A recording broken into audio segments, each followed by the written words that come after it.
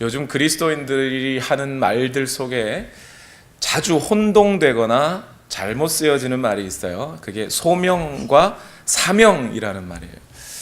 소명은 무슨 뜻이죠, 여러분? 소명. 내가 소명받은 사람이야, 소명자야 라는 이야기를 가끔씩 많이 하는 분들이 계세요. 소명이라는 말은요, 부르셨다는 겁니다. 콜링이라고 그러죠, 영어로는. 그냥 하나님이 부르셨다는 게 소명이에요. 그러면 소명에는 크게 두 가지가 있는데요. 첫 번째는 우리를 그리스도인으로 부르시는 소명이 있어요.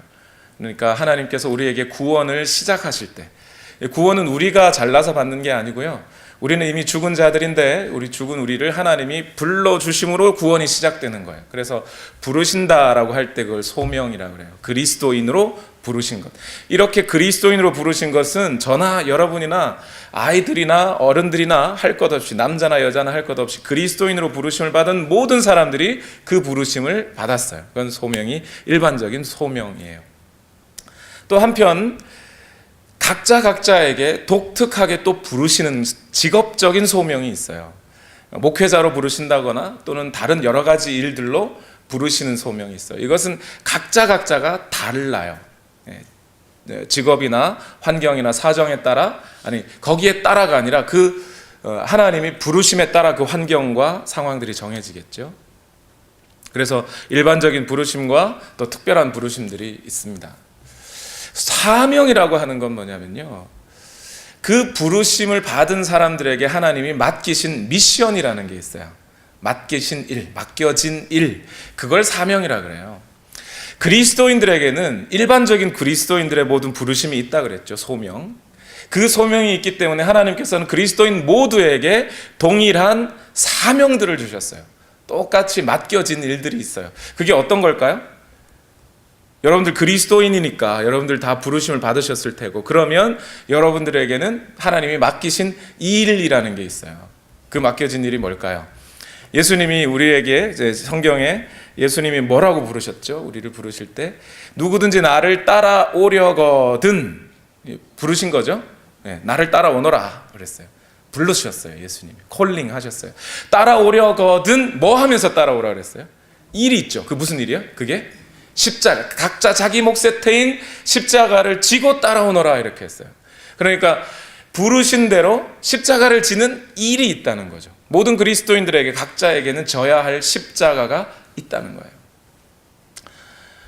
또 일반적인 부르심에 따라 일반적인 그런 사명이 생기듯이 특별한 부르심에 따라 특별한 사명이라는 게 생기죠. 모세라는 사람을 하나님이 아브라함부터 시작할까요? 아브라함을 부르셨어요. 여러 사람들 중에서 특별히 아브라함을 딱 불러내셨어요. 그리고 아브라함을 콜링 하셨죠. 그 콜링에 따라 하나님은 또 그에게 일을 맡기셨어요. 아브라함에게 맡긴 일이 뭔가요, 여러분? 기억하시겠어요? 아브라함에게 뭘 맡기셨어요? 불렀어요. 갈대아 우르에 있는 아브라함을 불렀어요. 그리고 아브라함에게 뭐라고요? 아들을 낳아라 이랬어요. 내가 아들을 낳게 해줄 테니 아들을 낳아라. 아들 낳는 게 아브라함의 일이에요. 아브라함이 평생 동안 하나님으로부터 부르심을 받은 이후에 한 일이 없어요, 여러분. 아브라함의 직업이 뭔지 아세요, 여러분? 직업이 뭐예요, 아브라함? 없어요. 성경에 딱히 직업이 없어요. 하나님 부르신 대로 그냥 계속 따라다니면서 한 일이라고는 애 낳는 일밖에 없어요. 처음에 잘못 나가지고 야 그거 아니야. 이거 아닌 게벼. 그러고 다시 그래서 다시 다른 애, 원래 하나님이 예정하신 이삭이라는 아들을 낳게 하셨죠. 모세에게도 똑같아요. 모세를 부르셨어요, 하나님이. 그것도 그냥 부르신 게 아니라 모세를 80세에 부르셨어요. 처음에 모세를 하나님이 부르셨을 때 모세가 뒤통수 긁으면서 하나님도 나이 많으시고 저도 나이 많았는데 이제 나를 부르셔서 뭐 어디다 쓰시라고 저를 부르십니까? 또 말도 못하는데. 하나님이 그게 아니고 내한테 맡길 뭐가 있다고요? 일이 있단 말이에요. 일이. 무슨 일이요? 그게 뭐예요? 이집트로 가서 거기에 있는 너의 동족들을 데리고 나와라. 그 모든 일을 내가 조성해 줄 테니 너는 가자고, 그러니까 지팡이만 내밀어. 그럼 내가 다 해줄게 하면서 하나님이 맡기신 일이 있다고요. 그거를 뭐라 그래요? 사명이라고 그래요. 그러니까 저와 여러분 모두가 그리스도인으로서 부르심을 받은 부르심, 소명이 있고요. 그 소명에 따라 그리스도인이 마땅히 해야 할 사명, 마땅히 해야 할 일이 있어요. 그런데 또 여러분, 저와 여러분 각자가 하나님이 부르실 때 여러분 각자에게 특별하게 어떤 일들을 위해서 또 부르시기도 하고 그 부르심에 따라 일을 주셨어요. 그 부르심은 저와 여러분이 다를 수 있죠. 저는 목회자로 부르셨고, 목회자로 부르셨으니 저는 말씀을 전하는 일을 하는 거죠. 그 말씀 전하는 일이 저의 사명이에요. 그런데 이 소명과 사명을 생각할 때 처음에 말씀드렸죠. 그리스도인들 가운데 이 소명과 사명을 혼동하시는 분들이 있다고요. 근데 그거 혼동해도 상관은 없습니다. 단어적으로 뭐 소명이나 사명이나 잘못 쓰신다고 하나님이 그거 가지고 야 너는 왜 소명을 그렇게 사명으로 잘못 쓰니 이렇게 말씀하지 않으세요. 그거 가지고 책망하지 않으세요. 단 중요한 것이 한 가지가 있어요. 뭐가 중요하냐면요, 오늘 말씀을 나눌 건 두 가지인데요, 저와 여러분에게 소명이 또는 사명이 있다는 걸 기억해야 된다는 점이에요. 대부분 인생을 살아가다가 잊어버려요. 그것을. 하나님이 나를 특별히 어떠한 일로, 첫 번째는 그리스도인으로, 두 번째는 어떠한 어떤 직업으로 나를 부르셨다는 것, 그걸 잊어버려요. 그리고 거기에 따라 하나님이 내게 맡기신 일이 있다는 것을 잊어버려요. 어렸을 적에 교회를 크리스마스 되면 가고 또 그렇게 해서 잘 이렇게 다니다가 나이가 들면서 결혼하고 또는 군대 가고 뭐 이러면서 교회를 멀리하고 나중에 한참 후에 나이가 잔뜩 들은 후에 그때 생각나죠. 하나님 나 부르셨는데, 하나님 그때 나더러 이거 하라고 하셨었는데 내가 그거 다 잊어버리고, 그때는 이미 인생이 다 지난 다음이잖아요. 그때는 후회해도 이미 시간은 되돌릴 수가 없어요. 저와 여러분이 오늘 반드시 기억해야 되는 것은 하나님이 내게 뭔가 나를 어떤 일로 부르셨고 맡기신 일이 있다는 것을 생각해야 된다는 거고요. 두 번째는 그 부르심과 소명과 사명을 감당할 때 또 한 가지 기억해야 되는 건 뭐냐면, 나를 부르신 이가 또 나를 보내신 이가 누구라고요? 그분이 하나님이라는 사실을 또 잊어버리면 안 돼요. 소명과 사명은 헷갈려도 돼요. 그런데 나를 부르신 이가 또 나를 보내신 이가 하나님이라는 사실을 잊어버리면, 우리가 때로는 그 하나님이라는 사실을 잊어버릴 때 우리는 우리에게 주신 소명과 사명을 잊어버려요. 헌신짝처럼 취급해버려요. 나를 부르신 이가 하나님이신데, 나를 거기로 보내신 이가 하나님이신데, 그 사실을 잊어버릴 때 우리는 이 중요한 소명과 사명을 잊어버려요. 오늘 본문이 이 바울의 소명 또는 사명과 관련된데, 근데 지금부터는 이제 사명에 집중해서 말씀을 나누겠습니다. 부르심에 대해서는 우리가 이미 알고 있는 것인데요, 사명에 대해서 조금 더 집중해서 말씀을 나누겠어요.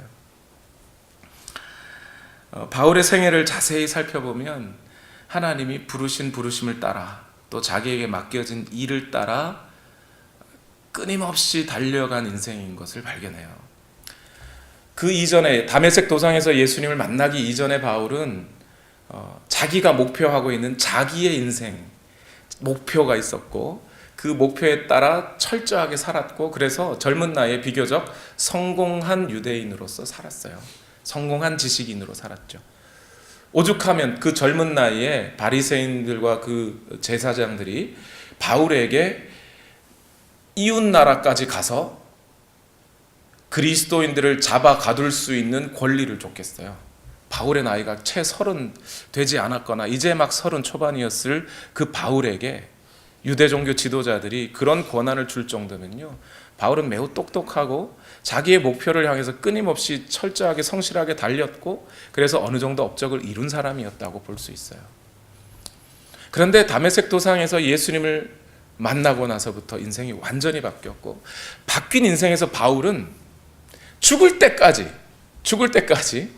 자기의 환경이나 목표나 상황은 다 뒤로 하고 오로지 나를 부르신 그 부르심, 그리고 하나님께서 내게 맡기신 사명, 그것만 생각하고 달려가요. 마치 바울의 생애를 쭉 쫓아가 보면 이렇게 말들이 앞으로 막 달려갈 때 여러분 말 경주하시는 거 보셨는지 모르겠는데 여기 옆에다가 이렇게 가림막을 씌워 놓죠. 옆에 못 보게. 옆에서 무슨 일이 있어도 그냥 앞만 보고 달리게 만들어놔요. 마치 그런 사람 같아요, 바울이. 자기 앞에는 그냥 하나님이 나를 부르신 것과 내게 맡기신 사명 그것만 놓고 달리는 사람 같아요. 왜 그런지 한번 볼까요? 다메섹으로 가다가 예수님을 만났어요. 예수님 먼저 부르셨어요. 바울이 부르지 않았어요. 예수님 먼저 부르셨죠. 소명이에요. 콜링이 있었어요. 콜링이 있은 다음에 바울이 엎드려서 주여 니시오니까 그랬더니 예수님이 네가 핍박하는 예수다 그랬어요. 그러고 나서 바울이 그 두 번째 질문이 있죠. 두 번째 질문이 뭐예요? 주여 나를 이제 어떻게 하시라고? 나 뭐 해야 되겠습니까? 어떻게 해야 되겠습니까? 라고 물어요. 그랬더니 예수님이 그때 주님께서 말씀을 하시죠. 바울에게 어떻게 하라 그래요? 다메섹으로 가라. 들어가라. 다메섹으로 들어가면 너에게 할 일을 알려줄 리가 있다. 그 사람이 누구였어요? 아나니아라는 사람이었어요. 그리고 그 사람 그 과정을 통해서 바울은 평생에 자기에게 주어진 사명을 듣습니다. 그게 뭐죠? 이방인들과 높은 지위에 있는 왕들과 정치인들에게 복음을 전해야 한다는 사명을 바울은 가져요. 그때부터 바울의 생애는 이거 하나밖에 없는 거예요. 그러고자마자 그 소식을 듣자마자 바울은 다메섹 도상에서, 여러분 새 가족이에요. 바울은요 새 신자예요. 이제 예수님 믿은 지 한 며칠 안 됐어요. 바울이 다메섹에서 그 새 가족이 복음을 전하기 시작하는 거예요. 복음이 어려운 게 아니에요, 여러분. 쉬운 거예요. 한 번 들으면 다 아는 거예요. 들은 복음대로 내가 예수 그리스도를 만났다고 복음을 전합니다. 다메섹에서 복음 전하니까 유대인들이 가만 내버려둬요? 좀 이상한 놈이 하나 나타났다 그러면서 바울을 막 박해하죠. 그래서 다메섹에서 사람들이 광주리를 이제 태워서 이 도시에서 빠져나가게 해주죠. 그 길로 바울은 예루살렘으로 갔어요. 예루살렘으로 갔더니, 예루살렘에서 출발했으니까, 그죠? 다메섹에서 복음 전하다 거기서 바뀌어가지고 예루살렘으로 갔어요. 예루살렘 갔는데 거기 가서도 유대인들이 저 바울이 이상하다 이러기 시작한 거죠. 거기서도 박해하기 시작했어요. 예루살렘에서 박해를 받아 사람들이, 신도들이라고 되어 있죠, 성경에는. 신도들이 바울을 다소로, 바울의 고향인 다소로 보내죠. 거기서 약 10년 이상 바울은 머물고 있습니다. 그러다가 다른 여러 사람은 바울을 저 나쁜 놈, 이상한 놈 이렇게 봤는데 단 한 명만 바울을 이해했던 사람이 한 명 있었죠. 바나바라는 사람이었어요. 그 당시에 이미 예루살렘에 교회가 세워졌고 안디옥에도 교회가 세워졌는데 예루살렘 교회에서는 이 바나바를 안디옥 교회 담임 목사님으로 보내요. 근데 바나바가 거기 안디옥으로 파송해 가면서 아무래도 내가 이 사역을 하는 데 있어서 누가 필요하겠다? 바울이 필요하겠다. 바나바는 이렇게 담임 목사님 격이 있죠. 인품도 훌륭하시고, 그런데 성경을 가르치는 데는 나보다 누가 낫다는 거예요? 바울이 낫다. 교육 목사님으로 바울을 초청하죠. 그때 바나바가 바울을 불러준 것에 대해서 바울은 하나님의 뜻으로 여기고 사명으로 여기고 안디옥 교회로 갑니다. 거기서 1년 동안 사역을 해요. 그러다가 하나님께서 그 안디옥 교회에 음성을 들려주세요. 성령으로 그 교회 모두에게. 보통 요즘은 어떠죠? 이 교회가 이렇게 사역하다가 담임 목사님하고 이렇게 교회가 막 부흥하고 막 그러면 이제 그 중에서 어떤 사람들을 뽑아가지고 선교를 보내잖아요. 근데 하나님의 음성이 희한하게 바나바와 바울을 따로 세워라. 담임 목사하고 교육 목사 떼내라. 이렇게 해가지고 담임 목사하고 교육 목사 떼서 그들이 복음 전도하러 선교를 다닙니다. 1차 전도 여행을 다 다녔어요. 그리고 2차로 다시 또 복음을 전하러 또 달려가야 되는데 하나님께서 바울과 바나바를 그때 다투는 것을 허용하시죠. 그리고 바나바는 키프로스 섬으로 가고 바울은 소아시아로 넘어갑니다. 소아시아로 갔을 때 복음 막 전하는데 주의 성령이 가는 길을 자꾸 막으세요. 어디로 갈까 하나님 자꾸 길을 막으시니 갈 때까지 간 게 소아시아 끝에 있는 드로아라는 항구였죠. 그 드로아 항구에서 잠을 자고 있는데 꿈의 환상 가운데 누가 나타났어요? 마게도니아 사람이 나타났어요. 마게도니아 사람이 건너와서 우리를 도와달라고. 하나님이 나를 그리로 부르시는구나. 소명을 따라 거기 가서 복음을 전해야겠다. 내가 사명이 거기에 있다 하고 그리로 가는 거예요. 그리고 거기 가서 한참 저 복음을 전합니다. 베레아도 가고 아테네도 가고 막 갔어요. 가다가 고린도까지 갔어요. 막 동료들과도 헤어지기도 하고 매도 맞고 막 그러고 이제 고린도에서 막 힘들어 지쳐 있는데 그때 예수님이 나타나셨어요. 사도행전 18장 9절과 10절. 그런데 그 어느 날 밤에 환상 가운데 주님께서 바울에게 말씀하셨다. 무서워하지 말아라. 잠자코 있지 말고 끊임없이 말하여라. 내가 너와 함께 있으니 아무도 너에게 손을 대어 해하지 못할 것이다. 이 도시에 나의 백성이 많다. 다시 사명을 찾는 거죠. 바울이 처음부터 다 알고 쫓아가는 게 아니에요. 하나님이 쫙 바울에게 지혜를 주셔가지고 1차, 2차, 3차 전도여행을 요렇게 돌아라 미리 다 주신 게 아니에요. 하나님 어디로 갈까요? 부르시면 또 거기 가고, 거기 가서 또 사명 감당하고, 어디로 갈까요? 또 감당하고, 이렇게 하는 거예요. 고린도에서도 이제 더 이상 어떻게 해야 될지 모를 때 감당하게 하시는 거죠. 2차 전도여행을 마쳤습니다. 또 3차 전도여행도 잘 마쳤어요. 에베소에서 사역을 한 3년 정도 했고요. 이제 다른 지역까지 쭉 다 돌아보고 이제 어디로 갈까 하는데 바울의 마음에 또 성령께서 음성을 주시기를 어디로 가라고요? 이제 예루살렘으로 가라. 주변에 있는 다른 사람들이 다 말려요. 심지어 예언자들까지도. 아가보라는 예언자가 있었고 빌립 집사의 네 딸이 있었죠. 그들이 다 와서 가지 마시라고. 거기 가면 당신이 이렇게 결박당하여 죽을지 모른다고. 그런데 바울이 뭐라고요? 가야 한다. 주의 성령께서도 이미 나에게 익히 밝히 말씀하셨다. 가면 죽을 수 있다고 말씀하셨다. 그러나 나를 부르시는 부르심이 거기에 있고 내가 가서 복음을 전해야 할 사명이 거기에 있으니 나는 간다. 그러고 가요. 예루살렘에서 복음을 전했습니다. 이제 복음을 전하니까 그 사명과 소명을 따라 탁 가서 막 복음을 막 전했더니 어떻게 됐을까요? 복을 주셔가지고 막 그게 아니고 이제 잡혔어요. 이제 어디로 갈까요? 어디로 가야 될지 몰라요. 물론 바울의 마음에 어느 정도 확신은 있었던 것 같아요. 어디로 가야 될지 모를 때 사도행전 23장 11절에 그날 밤에 주님께서 바울 곁에 서서 말씀하셨다. 용기를 내어라. 내가 예루살렘에서 나의 일을 증언한 것과 같이 로마에서도 증언해야 한다. 로마로 가라는 거예요. 내가 감옥에 갇혔는데 어떻게 갈까요? 걱정 마. 가는 건 내가 보내줄 테니 너는 나만 따라와. 그러고 가는 거죠. 이게 바울의 인생이에요. 바울에 대해서 우리가 저도 많이 바울에 대한 설교를 많이 하지만 바울에 대해서 그 사람의 어떤 다른 어떤 것을 높이 사려고 하는 게 아니라 하나님께서 그를 부르셨고 부르신 그 부르심에 따라 바울은 자기가 감당해야 할 일이 그 부르신 곳에 있으면 또 가는 거죠.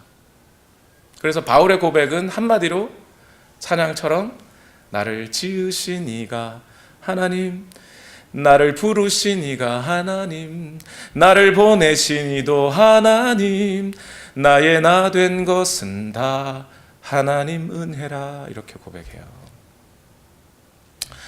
바울은요, 자기의 사명과 소명을 항상 기억했습니다. 제가 이렇게 표현하는 이유가 있어요. 항상 기억했고 자기가 하나님께서 부르신 분이 하나님이시요, 자기를 보내시는 분도 하나님이시요, 내게 그 일을 맡기신 분도 하나님이라는 사실을 항상 기억했습니다. 진짜 항상 기억했어요.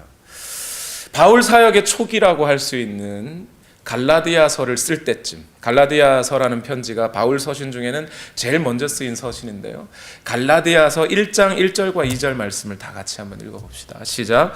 사람들이 시켜서 사도가 된 것도 아니요 사람이 맡겨서 사도가 된 것도 아니요 예수 그리스도께서 그리고 그분을 죽은 사람들 가운데서 살리신 하나님 아버지께서 임명하심으로써 사도가 된 나 바울이 나와 함께 있는 모든 믿음의 식구와 더불어 갈라디아에 있는 여러 교회에 이 편지를 씁니다. 이게 사역의 초창기인데 여러분, 이 젊은 사역자의 어떤 이제 막 사역을 시작한 이 젊은 사역자의 어떤 사명감, 그런 결기, 이런 게 느껴지십니까 여러분? 사람들이 시켜서 사도가 된 것도 아니고 사람들이 맡겨서 된 것도 아니고 예수 그리스도께서 나에게 맡기신, 아니 그분을 죽은 사람들 가운데서 살리신 하나님 아버지께서 임명하심으로써 사도가 된 나 바울이, 나를 부르신 이가 하나님이신데 그 하나님의 주신 그 소명과 사명을 따라 내가 지금 편지합니다 라고 얘기하는 거예요. 바울 사역의 중반이라고 할 수 있는 로마서와 고린도전서를 쓸 때를 생각해 보죠. 로마서 1장 1절에는 뭐라고 되어 있나요? 다 같이 읽어봅시다. 시작. 그리스도 예수의 종인 나 바울은 부르심을 받아 사도가 되었습니다. 나는 하나님의 복음을 전하기 위하여 따로 세우심을 받았습니다. 여기 이 1장 1절에 보니까 소명과 사명이 매우 분명하게 드러나 있죠. 그리스도 예수의 종으로 나를 부르셨습니다. 또 그 소명을 따라 내가 사도가 되었습니다. 사도라는 소명이 있습니다, 내게. 그런데 그것은 무엇을 위한 것이에요? 하나님의 복음을 전하기 위한 것이에요. 하나님의 복음을 전하는 것이 내 사명입니다. 이렇게 말하는 거죠. 편지를 쓰는데 편지에다 그렇게 써요, 여러분. 여러분은 어느 사람에게 편지를 쓰거나 카톡 메시지를 쓸 때 내가 하나님의 부르심으로 집사가 되었는데 이런 거 쓰세요, 여러분. 바울은 이걸 항상 쓰고 있단 말이에요. 항상 기억해요. 고린도전서 1장 1절과 2절 읽어봅시다. 시작. 하나님의 뜻으로 그리스도 예수의 사도로 부르심을 받은 나 바울과 형제 소스데네가 고린도에 있는 하나님의 교회에 이 편지를 씁니다. 그리스도 예수 안에서 거룩하여지고 성도로 부르심을 받은 여러분에게 문안드립니다. 또 각 처에서 우리 주 예수 그리스도의 이름을 부르는 모든 이들에게도 아울러 문안드립니다. 예수 그리스도는 이 사람들의 주님이시며 우리의 주님이십니다. 저와 여러분을 부르신 이가 예수 그리스도시요, 그 예수 그리스도의 부르심을 따라 사도로 부르심을 받은 나는 지금 여러분에게 편지를 씁니다. 이것이 내 할 일입니다. 이 소명과 사명이 확실하죠. 바울이 이제 죽기 직전에, 오늘 우리가 읽은 본문 벌써 잊어버리셨으면 안 됩니다. 사도행전 25장 1절에서 12절까지인데요. 오늘 본문은 지금 가이사랴에 감금되어 있습니다. 이후에 이 가이사랴에 감금된 사건 이후에 바울은 이제 로마로 압송되고 로마에서 가택연금을 당합니다. 그 로마 가택연금에서는요, 비교적 이 가이사랴 감옥보다는 조금 자유롭습니다. 손님들이 찾아올 수도 있고 편지를 쓸 수도 있어요. 거기서 이제 바울은 얼마나 동안 있었는지 모르겠지만 약 2년 또는 2년 반 정도 있다가 나중에 죽습니다. 근데 죽기 직전에 이제 바울이 그 로마에 가택연금된 상태에서 홀로 외롭게 이 차가운 방바닥에서 지내면서 디모데에게 편지를 쓰죠. 그래서 마지막에 쓴 바울의 마지막 편지가 디모데 후서예요. 그 디모데 후서 1장 1절과 2절 말씀을 보세요. 다 같이 읽겠습니다. 시작. 하나님의 뜻으로 그리스도 예수 안에 있는 생명의 약속을 따라 그리스도 예수의 사도가 된 나 바울이 사랑하는 아들 디모데에게 이 편지를 씁니다. 하나님 아버지와 우리 주 그리스도 예수께서 내려주시는 은혜와 자비와 평화가 그대에게 있기를 빕니다. 그 앞에 편지들은 다 교회에게 보내는 편지라고 치자고요. 그런데 이 인생의 마지막에 늙은 노사도가 자기의 사랑하는 믿음의 아들에게 보낼 때 굳이 거기에다가도 뭐라고 써요? 여기 보니까 하나님의 뜻으로 그리스도 예수 안에 있는 생명의 약속을 따라 그리스도 예수의 사도가 된 나 바울이 자기의 소명을 또 확인하고 사명을 또 확인하는 거예요. 그러고 편지를 쓰는 거죠. 이 개인적인, 극히 개인적이라고 할 수 있는 디모데 후서에게조차 거기서도 나를 부르신 이가 하나님, 나를 보내신 이가 하나님, 내게 복음 전하라는 사명을 맡기신 이도 하나님, 그 하나님을 생각하고 소명과 사명을 생각하고 또 편지를 보내는 거예요. 그런 바울에게 여러분, 이 바울의 내면과 그 마음의 부르심과 사명을 생각하는 마음을 우리가 이해할 수 있다면 오늘 본문은 이상한 본문이 되지 않아요. 보통 이 사실을 잊어버리면 바울의 선택이 매우 이상하게 느껴질 수 있어요. 왜 그랬을까? 굳이 가이사랴 앞에 갈 일이 뭐 있다고 하는 생각을 할 수 있는데, 바울이 이만큼 사명과 소명을 투철하게 생각했기 때문에 오늘 본문이 이해가 돼요. 오늘 본문은 바울이 사명을, 자신에게 주신 하나님의 사명을 얼마나 귀중하게 생각했는지를 알아요. 알 수 있는 본문이에요. 바울은 자신의 사명을 무엇과 바꿨냐면 목숨과 바꾸는 거예요. 목숨과. 왜 그걸 목숨과 바꿀 수 있죠? 목숨이 얼마나 소중한데요. 근데 그 목숨과 바꿀 수 있는 이유는 부르신 분이 하나님이라는 사실을 잊지 않았기 때문에 그래요. 오늘 배경을 잘 이해하는 게 아주 중요하죠.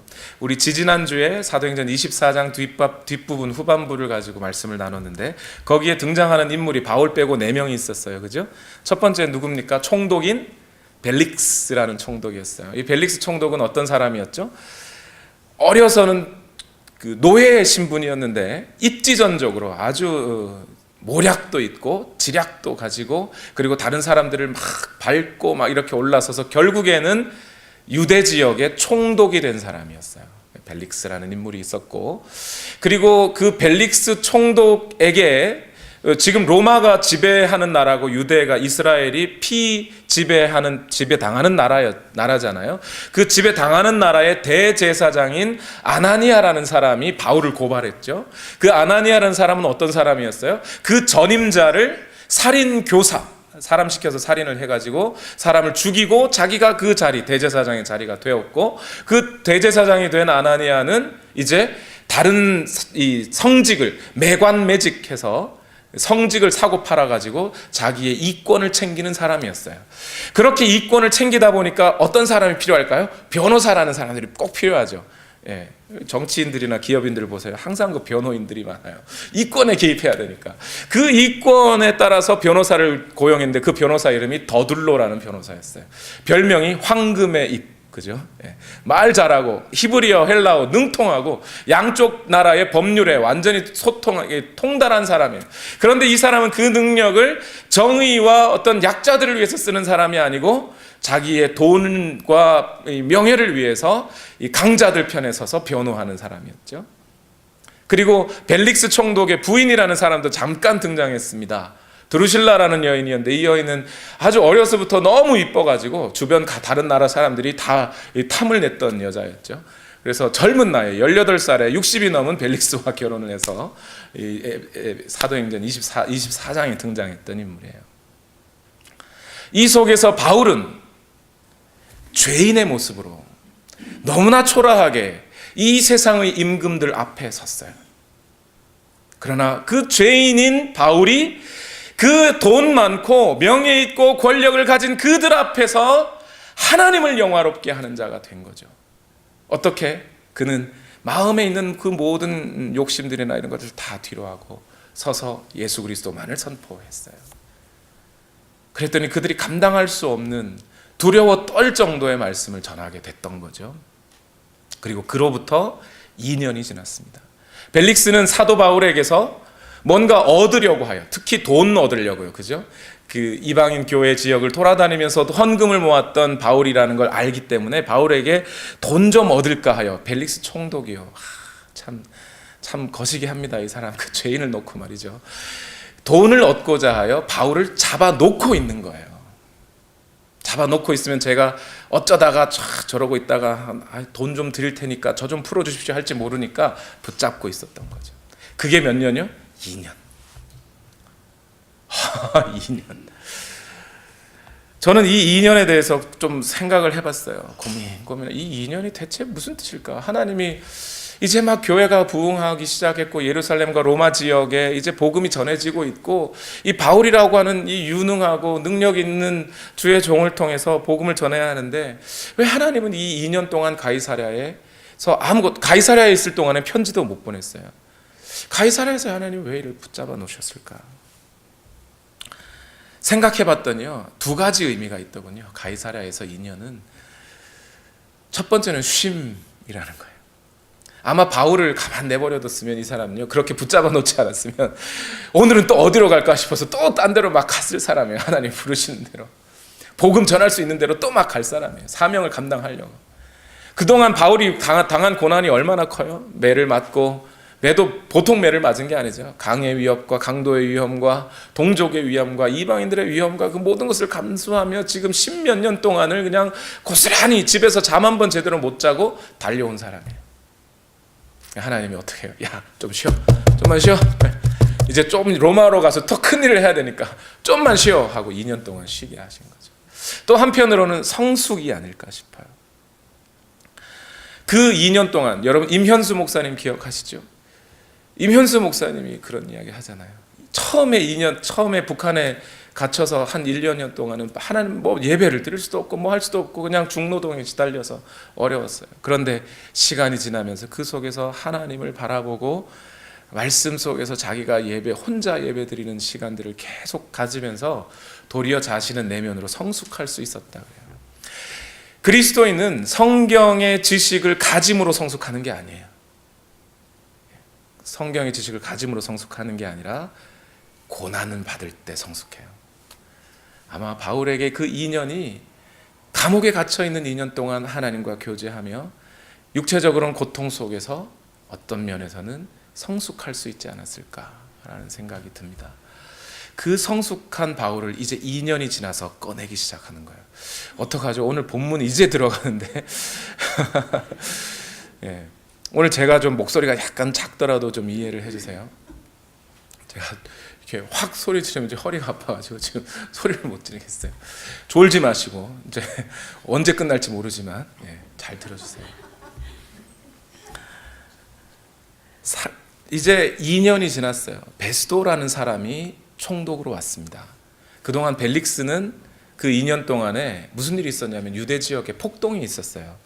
유대 지역 이스라엘이 로마의 식민지로 있었기 때문에 독립운동을 했거든요. 그 강력한 독립운동을 하다 보니까 막 이렇게 충돌도 있고 폭동도 일어나고 그랬는데 그 폭동을 진압하는데 이 벨릭스 총독이 좀 실수를 한 것 같아요.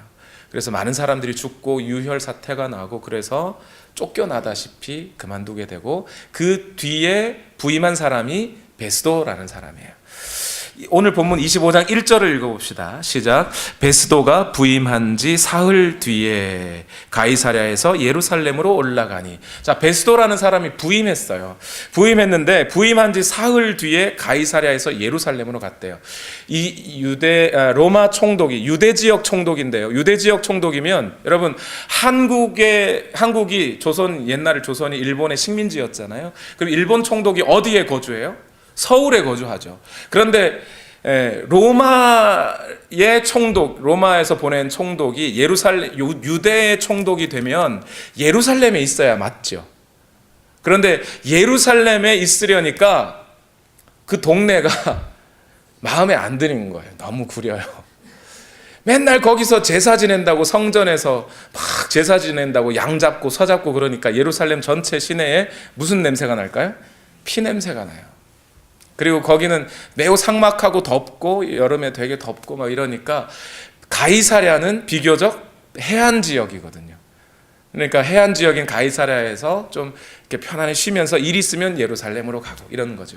그러니까 베스도라는 총독이 부임한 지 사흘 만에 이제 어디 가봐야 될까? 이제 처음 부임했으니까 일단 가이사랴에서 짐 풀고 그 다음에 예루살렘으로 가는 거예요.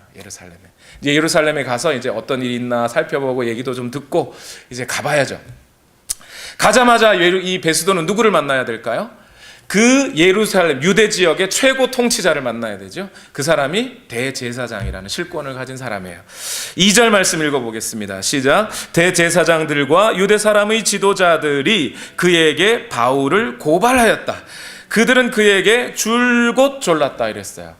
대제사장들과 지도자들이 보자마자 베스도 총독을 보자마자 이야기한 게 2년 전에 붙잡아 가셨던 바울 좀 꺼내 주십시오 이런 거예요. 그거 살려달라는 얘기가 아니죠. 바울 좀 살려주세요가 아니고요. 3절 읽어보면 시작. 그들은 그에게 제발 바울을 예루살렘으로 불러 올리라고 간청하였다. 그들은 길에 사람을 매복시켰다가 바울을 죽일 계획이었다. 2년 전에 바울을 죽이겠다고 밥도 굶고 했던 그 사람들이 계속 안 굶었나 봐요. 굶지는 않았나 봐요. 굶었으면 죽었을 텐데 안 굶고 2년 동안 다른 사람에게 또 맡겼는지 그 더 많은 사람들이 어쩌면 더 많은 원한을 가지고 있었던 거죠. 그리고 그들이 대제사장들과 연합하여 바울을 꺼내면 가이사랴에서 예루살렘까지 약 110km 정도거든요. 그때는 차가 없고 비행기도 없었을 테니까 걸어왔을 때고, 걸어오는 도중에 매복했다가 바울을 죽일 결심으로 베스도에게 꺼내달라고 하는 거예요. 이 사실을 베스도는 알까요, 모를까요? 잘 모르죠. 모르니까 베스도는 어떻게 하냐면, 일단 처음 부임한 총독이고, 그러니까 유대 지역의 이 지도자들과 마음이 좀 죽이 맞아야 유대를 총독 다스릴 때 벨릭스처럼 실수하지 않겠죠. 그러니까 이 유대인 지도자들의 마음에 환심을 사기 위해 유대인 지도자들의 말을 들어줍니다. 그게 4절과 5절 말씀이에요. 읽겠습니다. 시작. 그러나 베스도는 바울이 가이사랴에 무사하게 감금되어 있다는 말과 자기도 곧 그리로 가겠다는 말을 한 다음에, 그러니 만일 그 사람에게 무슨 잘못이 있거든 여러분 가운데서 유력한 사람들이 나와 함께 내려가서 그를 고발하시오 하고 말하였다. 아이, 잘 됐습니다. 그래, 한번 가이사랴로 갑시다. 그 사람 가이사랴에 있다는 얘기인데, 이 베스도가 가이사랴에 있는 바울을 보고 왔는지는 모르겠어요. 가이사랴에 있다는 건데, 저 좀 있으면 이제 예루살렘 왔으니까 예루살렘에서 쭉 돌아보고 이제 돌아가서 이제 갈 건데, 얼마 있으면 갈 건데 같이 갑시다. 가서 거기서 한번 저희 앞에서 한번 이야기를 한번 해보십시다 하고 베스도가 같이 가자고 한 거예요. 이제 베스도가 유대인들을 데리고 가이사랴로 돌아옵니다. 올 때 만약 여러분들이 영화 감독이라면 여기다 무슨 음악을 깔아야 될까요? 이제 영화 조스에서 나오는 상어가 나타날 때 빠밤 빠밤, 이거 긴장감이 도는 그런 음악을 깔아야 되죠. 이제 베스도와 다른 유대인들이 이제 돌아옵니다. 베스도는 전혀 모르고 유대인들의 그 계략을 모르고 있고, 유대인들은 이제 꺼내주기만 하면 바울을 죽일 생각으로 지금 쫓아가고 있어요. 바울은 2년 동안 감옥 생활을 하고 있었죠. 어쩌면 그 2년 동안에 지금 유대인들이 모략하고 있는 그 계략을 바울은 어쩌면 잊어버렸을 수도 있어요. 바울이 어떻게 대답하느냐에 따라서 그 감금에서 풀려나면 이제 유대인들 앞에 죽는 거예요. 이 상황이 이제 어떻게 펼쳐질까요? 25장 6절에서 8절 말씀 다 같이 읽겠습니다. 시작. 베스도는 예루살렘에서 여드레인가 열흘인가를 지낸 뒤에 가이사랴로 내려가서 이튿날 재판석에 앉아서, 시간도 그죠? 이튿날 가자마자 뭐 그렇게 급하다고, 바로 이튿날 바울 불러내라고, 바울을 데려오라고 명령하였다. 7절 시작. 바울이 나타나자 예루살렘에서 내려온 유대 사람들이 그를 애워싸고 여러 가지 무거운 죄목을 걸어서 고발하였으나 증거를 대지 못하였다. 바울은 나는 유대 사람의 율법이나 성전이나 황제에 대하여 아무 죄도 지은 일이 없습니다 하고 말하여 자신을 보여하였다. 유대 사람들이 저런 나쁜 놈 하면서 베스도 앞에서 막 얘기를 하는데 증거를 대보라니까 증거가 없는 거예요. 그 앞에 벨릭스 총독에서 때서나 아니면 뭐 유대인들의 그 사내들인 그 공회 앞에서의 재판도 마찬가지였죠. 증거가 없어요. 바울이 뭐 잘못했다는 게 없어요. 바울이 성전에 이방인을 데리고 들어간 적도 없고요. 소동을 일으키려고 어떤 뭐 행동을 한 적도 없고요. 로마 시민으로서 가이사랴에게 뭔가 잘못한 것도 없어요. 그런데 다 모함이었잖아요. 그러니까 증거가 될 게 없죠. 바울이 계속했던 얘기는, 좋습니다, 유대인들의 고발 이해는 합니다만 그 사람들에게 증거 한번 대보라 그러십시오. 제가 그 일을 했다면 증인도 나타났을 거고 증거도 있을 겁니다. 그런데 증인도 없고 증거도 없지 않습니까? 2년 전에 그 얘기를 했던 바울은 2년 후에 또 그 얘기를 하고 있어요. 나는 가이사랴에게도 로마 율법에, 이스라엘의 율법에도 또 다른 뭐 폭동을 일으킬 만한 일도 한 적이 없습니다. 여러분, 이 2년 만에 제기된 이 신문을 보세요. 세상은요 끊임없이 그리스도인들을 괴롭힙니다. 안심하지 마십시오. 이 세상이 주는 안정감이나 안전에 여러분의 마음을 팔지 마세요. 이 세상은 그리스도인들을 가만 내버려 두지 않습니다. 우리 교회 크게 부흥했어. 우리 교회가 벌써 1,000명, 2,000명, 10,000명이 다 돼가. 라고 하면서 그 교회가 부흥했으니까 이제 우리는 다 잘 될 거야 라는 생각을 제발 하지 마십시오. 세상은 우리를 가만 내버려 두지 않습니다. 2000년 전에 바울을 저렇게 저렇게 가만 내버려 두지 않았던 세상이 오늘날이라고 우리를 가만 내버려 둘 것 같습니까? 그렇지 않습니다. 이제 베스도는 어떻게 할까요? 베스도에게 갈등이 생깁니다. 처음에는 쉬운 문제라고 생각했어요. 별 문제 아닐 거라고 생각했어요. 그런데 바울을 풀어주자니 그냥 풀어주자니 풀어줄 수도 없고, 그렇다고 가만 붙잡아 놓자니 그럴 수도 없고, 베스도는 뭐에 따라 판결을 할까요?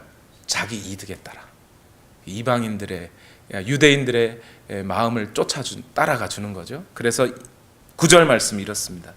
다 같이 읽겠습니다. 시작. 그러나 베스도는 유대 사람의 환심을 사고자 하여 바울에게 묻기를, 그대는 예루살렘으로 올라가서 이 사건에 대하여 내 앞에서 재판을 받고 싶지 않소. 이렇게 했어요. 나랑 같이 예루살렘으로 가보고 싶지 않냐고. 거기 가서 내가 다 이렇게 다 해결해 줄게.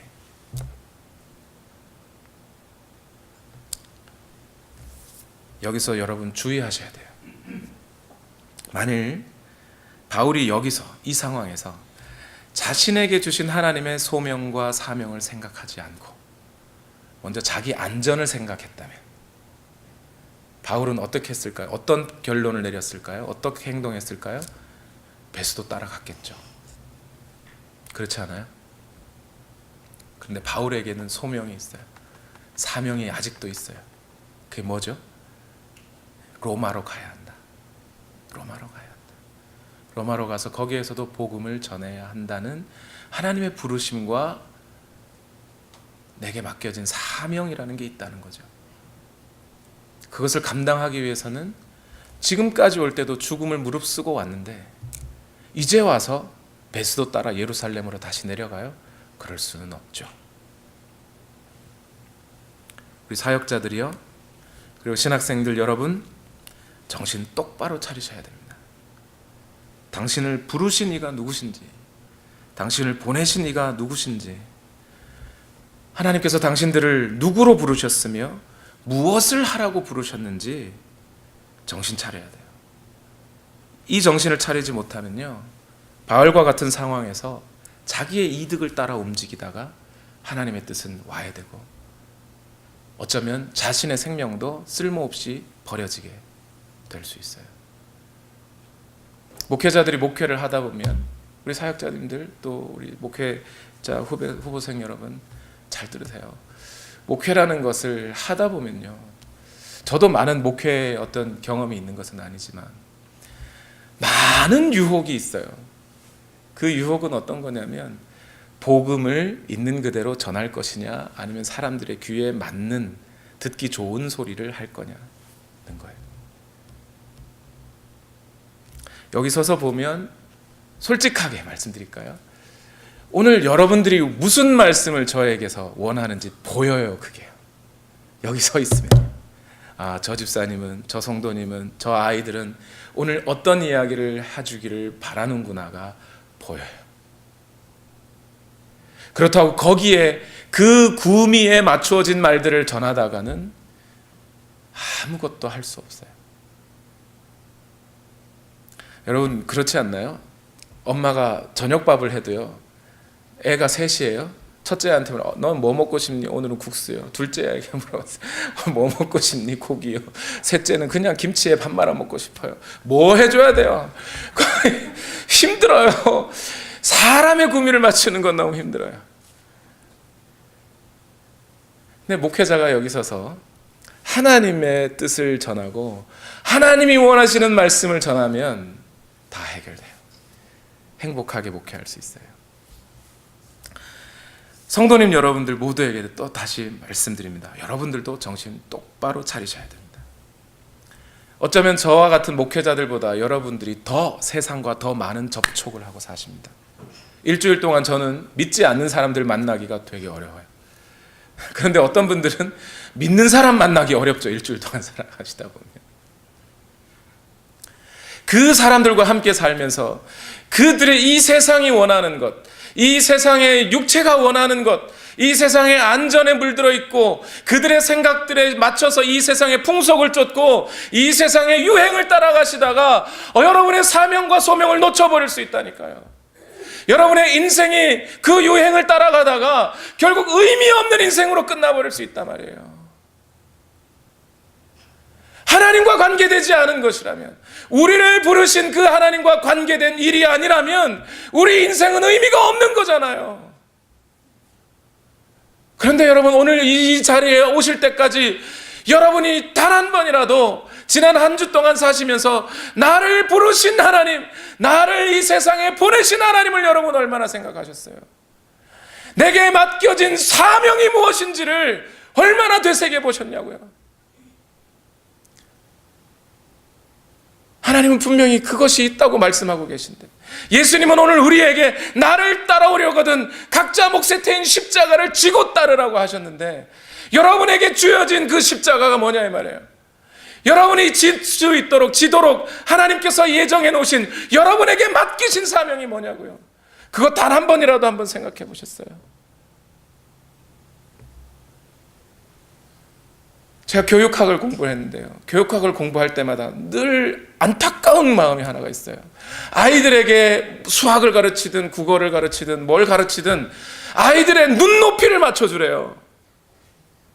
틀린 말은 아니에요. 맞는 말이죠. 제가 안타까운 건 뭐냐면요, 그러면 여러분 단 한 번이라도 하나님을 예배할 때, 하나님을 기도할 때, 하나님의 말씀을 읽을 때 하나님의 눈높이는 생각해 보셨어요? 여러분, 하나님이 무엇을 원하고 있는지는 생각해 보셨나요?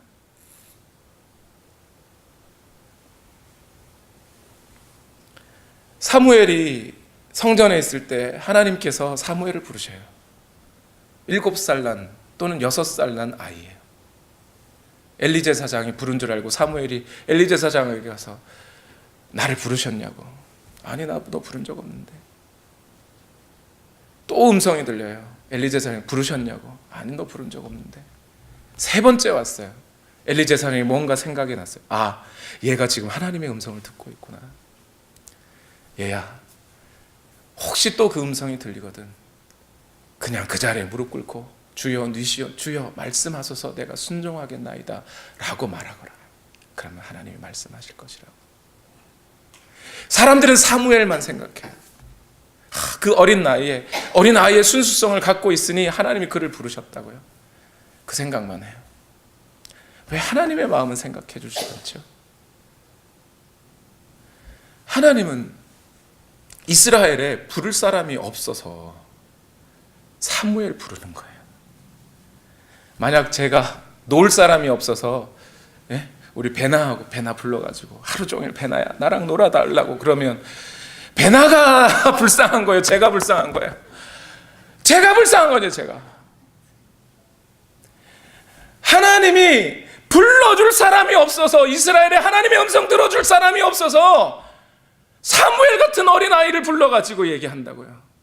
구약 성경 내내 하는 이야기가 산들아 내 말을 좀 들어다오, 강들아 내 말을 들어다오, 저 이스라엘에 내 음성을 들어줄 자가 없으니 내가 그 산과 강에다 소리친다는 거예요.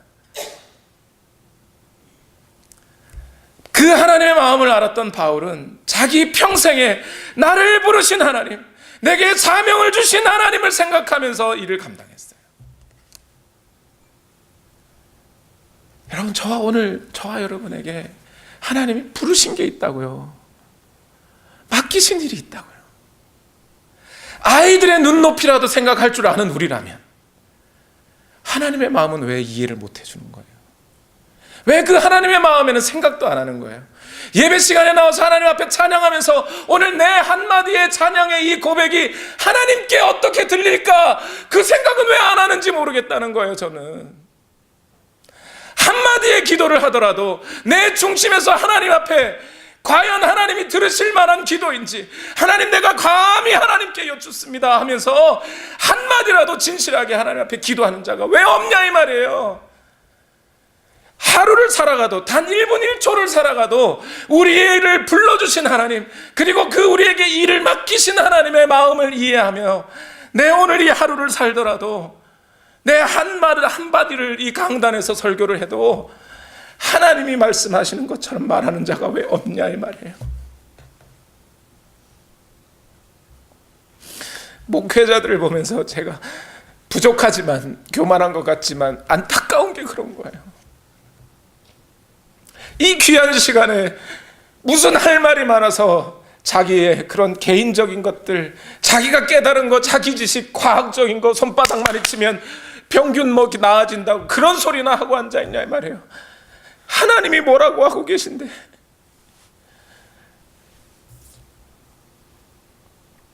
여러분, 오늘 한 1분 1초라도 하나님이 내게 맡기신 부르심, 그 사명을 한번 생각해 보셨냐고요. 우리가 생각 안 하면 누가 그 생각을 할 거냐 말이에요. 그리스도인들이 그 생각을 하지 않으면. 우리 다 같이 시간 기도하십시다.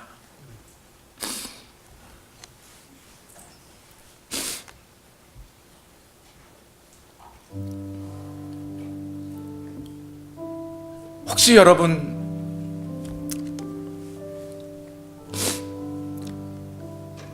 하나님이 나를 부르셔서 내가 그리스도인이 되었다는 것을 잊어버리신 것은 아닌지요? 하나님이 나를 부르셔서 내가 교회가 되었다는 사실을 잊어버리지는 않으셨는지요? 지난 한 주 살아가면서 내게 주신 사명을 잊어버린 것은 아니신지요? 여러분, 다시 한번 우리 생각해 봅시다. 우리 다시 한번 우리 자신을 돌아보십시다. 그리고 기도하십시다. 진실하게 하나님 앞에 기도하십시다. 혹시나 이 사도 바울처럼 자기에게 주신 그 사명을 분명히 알고 있는 사람이 있다면 좋지만, 또 행여나 그것이 무엇인지도 잘 모르겠는 분들이 있을 수도 있습니다. 그런 분들이 계시다면 주여, 오늘 내게 지혜를 주시고 내 마음의 눈을 열어주셔서 내게 주신 사명이 무엇인지를 다시 한번 분명히 확인하고 알 수 있도록 주여 역사해 주옵소서. 또 주의 성령이 내게 역사하여 주셔서 주의 일을 보고 모든 시선을 주님께 드리고 살아계신 하나님, 내 삶에 주의 역사가 나타나게 하옵소서. 우리 그렇게 기도하십시다. 우리 기도하기 전에 우리 이 찬양을 드릴까요? 내게로부터 눈을 들어 주를 보기 시작할 때,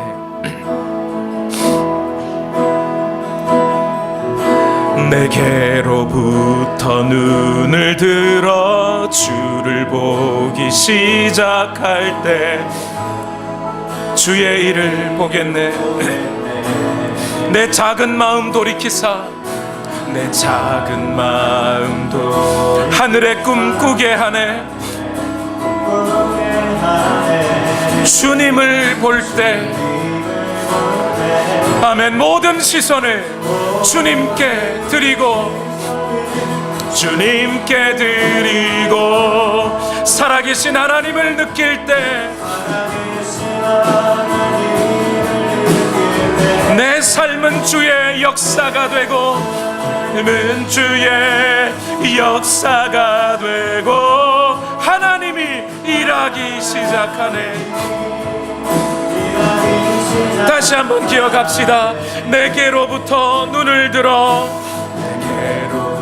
주를 보기 시작할 때 주의 일을 보겠네. 내 작은 마음 돌이키사 내 작은 마음도 하늘에 꿈꾸게 하네. 주님을 볼 때 아멘, 모든 시선을 주님께 드리고 살아계신 하나님을 느낄 때 내 삶은 주의 역사가 되고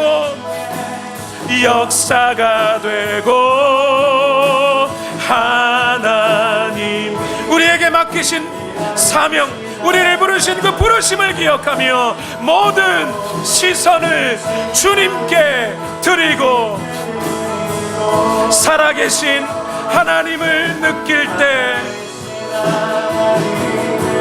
내 삶은 주의 역사가 되고